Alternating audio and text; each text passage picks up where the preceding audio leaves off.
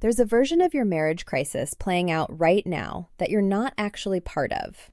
It's happening in group chats you're not in. It's happening over coffee between people who know you both. It's happening the moment your name comes up in a conversation and somebody says, quietly, "Honestly, I always kind of thought."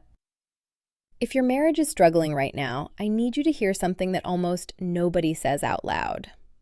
Your friends have almost certainly already formed an opinion about who's more at fault, even if not a single person has said it directly to your face. And whether you realize it or not, that opinion is shaping the advice you're getting, the way people treat you, and quite possibly the decisions you're making about your own marriage. Here's why this happens faster than most people think. And it isn't because your friends are bad people or disloyal to you. It's simply how social groups process conflict. People form loyalty judgments quickly, usually based on incomplete information, whichever version of the story reached them first, or reached them most often, or came from whoever they happen to be personally closest to. Once a person has a working narrative in their head that makes sense of a confusing situation, they tend to stick with it. And they tend to filter every new piece of information through that existing story, rather than genuinely updating their view. That means the friend who heard about a specific argument 2 weeks ago from your partner's sister already has a story fixed firmly in their head. The friend who's only ever heard your version has an entirely different story fixed in theirs. Neither friend group necessarily has anything close to the full picture, and yet both of them are walking around feeling completely confident that they do. Here's where it becomes genuinely dangerous for your marriage specifically, not just uncomfortable socially. The people around you are not neutral, and their advice reflects that lack of neutrality, even when they think they're being fair.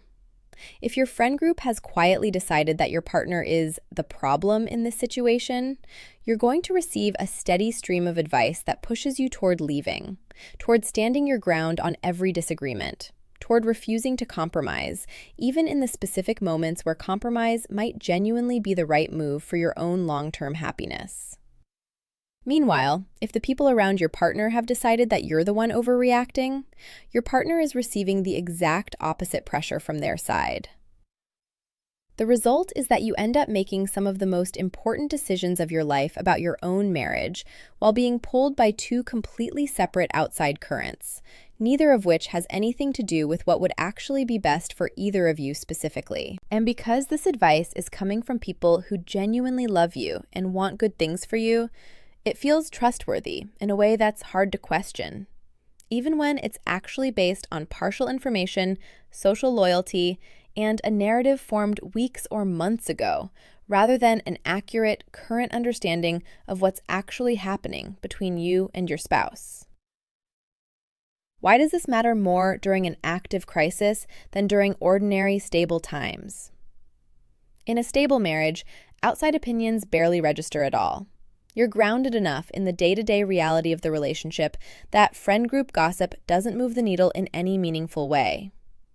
But during a genuine crisis, when you're already uncertain, already scared, already looking for some kind of external validation that you're not imagining things or overreacting, outside opinions suddenly carry enormously more weight than they normally would. That is exactly the moment you're most vulnerable to having your own decisions quietly shaped by people who weren't in the room for a single one of the actual conversations between you and your partner. This also explains something that surprises a lot of people going through a marriage crisis. These situations often escalate socially before they ever escalate further at home. Both partners start feeling reinforced in their existing position by people who've already picked a side, which makes any kind of compromise start to feel like losing face in front of an audience that's watching and has opinions. Nobody wants to be the one who caved once their friend group has framed the conflict as a battle with a clear right side and a clear wrong side. There's another layer worth being honest about, and it's uncomfortable. Sometimes the people offering the strongest opinions about your marriage are processing something entirely unrelated to your situation. Their own marital dissatisfaction, their own unresolved history, their own general view of relationships based on experiences that have nothing to do with you or your partner. A friend who went through a painful divorce herself may unconsciously push you toward leaving, not because she has actually assessed your specific situation clearly, but because that's the lens she now sees every marriage through. A friend who deeply values loyalty and staying together no matter what may push you to stay in a situation that genuinely isn't safe or healthy for you, because that's the framework they're operating from. Either way, the advice says more about the person giving it than it does about your actual marriage. Before I go further, I want to name something. If you've been getting advice that feels less like guidance and more like a verdict someone already reached without being in the room, you're not imagining it, and you're not weak for letting it get to you. That's exactly what's happening.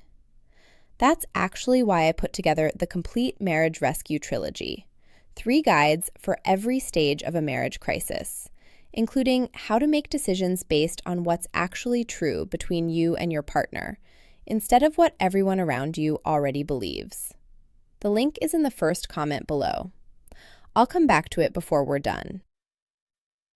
Now, here's why this tends to escalate socially before it ever escalates further at home. It's also worth noticing how social media quietly accelerates all of this.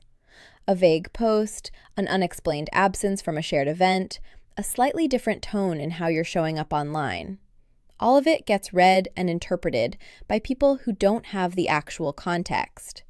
And those interpretations spread and calcify into a shared narrative faster than most people realize, often before you've even had a chance to have a real conversation with your own partner about where things genuinely stand between you. There's a particular dynamic worth naming when family gets pulled into the mix alongside friends, because parents and siblings tend to carry even more weight than friends do. And they've often known one or both of you far longer than anyone else currently offering opinions. A parent who never fully warmed to your partner may quietly welcome any sign of trouble as confirmation of something they believed years ago. And that confirmation bias can shape the advice you receive in ways that feel like concern, but are actually closer to vindication. Recognizing when advice from family is colored by a much older opinion, formed long before this specific crisis, helps you weigh it more accurately, instead of mistaking history for objectivity. It's also worth understanding what happens to your own sense of the relationship once you've told the story enough times to enough people. Every time you retell a difficult moment, you tend to sharpen it slightly, emphasize the parts that got the strongest reaction from your listener, and smooth over the parts that complicate the narrative. This isn't dishonesty, it's simply how storytelling works. But it means that after enough retellings, even to yourself, the story of your marriage crisis can start to feel more fixed and more one-sided than the actual lived experience of it. Because the version that gets reinforced by sympathetic listeners is rarely the most complete or the most fair one. There's also a quieter cost that rarely gets discussed, which is what happens to the marriage's privacy once a crisis becomes public knowledge among a wide circle of people. Once several friends on each side know the details, it becomes much harder for either partner to change their mind, soften their position, or reconcile without feeling like they have to explain themselves to an audience that's already invested in a particular outcome. Some people stay in an unnecessary standoff longer than they otherwise would, simply because backing down now feels like losing credibility in front of people who've been rooting for them. So what do you actually do with all of this? The first step is simply noticing it clearly and honestly. Ask yourself directly, is the advice I'm currently receiving reflecting what is actually happening inside my marriage based on what I know firsthand? Or is it reflecting what my friends already believe about my partner based on secondhand information? Those are 2 genuinely different things, and quietly conflating them is one of the most common ways people end up making decisions about their own marriage that they later regret, sometimes deeply. The second step is being deliberate about protecting the relationship from becoming public property before the 2 of you have actually had a real, private, honest conversation about where things currently stand between you. That doesn't mean cutting off your support system entirely. You genuinely need people during a crisis like this. It means being more selective and honest with yourself about which conversations are actually helping you think clearly, and which ones are simply reinforcing a version of events that was formed weeks ago and hasn't been updated since. It also helps to get specific about who you're processing with and why. A friend who can hold complexity, who can say, "That sounds really hard," without immediately telling you what to do, is a genuinely different resource than a friend who has strong opinions and wants to see them validated. Seek out the first kind during a crisis like this. The second kind, however well-meaning, can end up making your decisions for you without either of you fully realizing it's happening.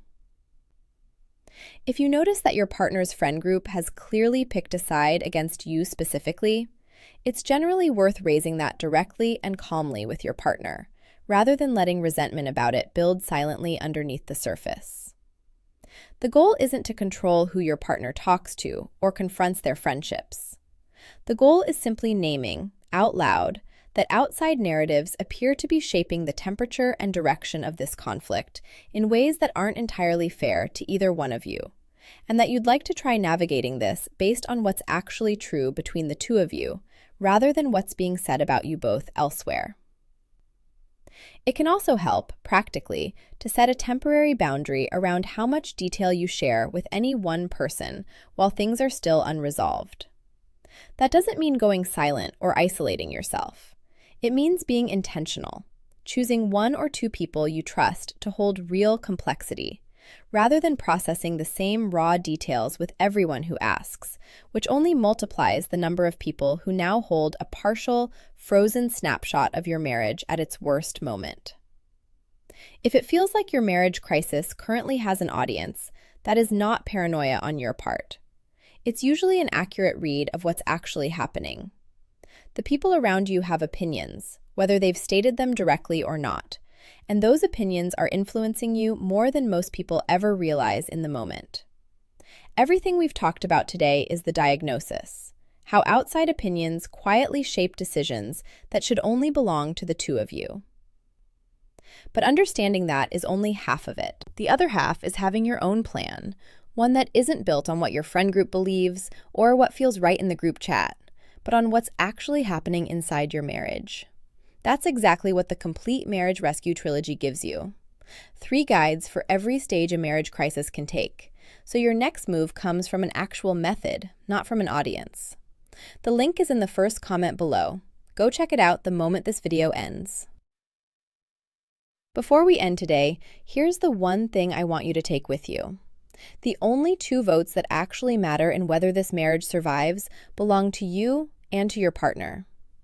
Everyone else, no matter how much they love you, no matter how good their intentions genuinely are, is watching from the sidelines with an incomplete picture, forming opinions based on partial information.